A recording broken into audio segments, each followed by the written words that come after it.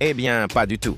Cette saison, les clubs ont encore cassé leur tirelire avec des transferts complètement fous. En tête, Chelsea frappe très fort en recrutant Morgan Rogers pour environ 137 millions d'euros, un montant record qui est en fait l'un des plus gros transferts de l'été. Juste derrière, Manchester City s'offre Elliot Anderson pour près de 135 millions d'euros.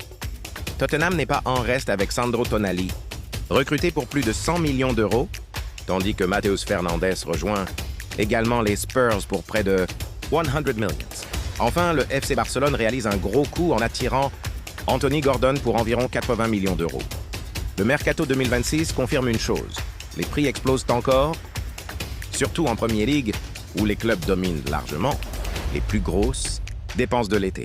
Et ce n'est peut-être pas terminé, puisque plusieurs dossiers XXL sont encore en cours avant la fermeture du marché. Selon toi, quel club a réalisé le meilleur transfert et lequel a complètement surpayé son joueur? Donne ton avis en commentaire.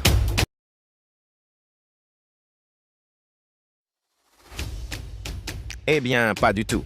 Cette saison, les clubs ont encore cassé leur tirelire avec des transferts complètement fous.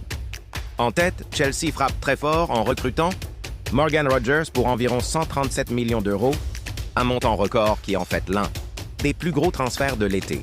Juste derrière, Manchester City s'offre Elliot Anderson pour près de 135 millions d'euros.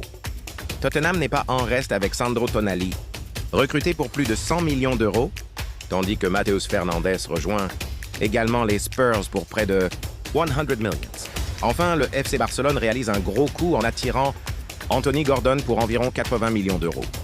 Le Mercato 2026 confirme une chose, les prix explosent encore, surtout en Premier League, où les clubs dominent largement les plus grosses dépenses de l'été. Et ce n'est peut-être pas terminé, puisque plusieurs dossiers XXL sont encore en cours avant la fermeture du marché.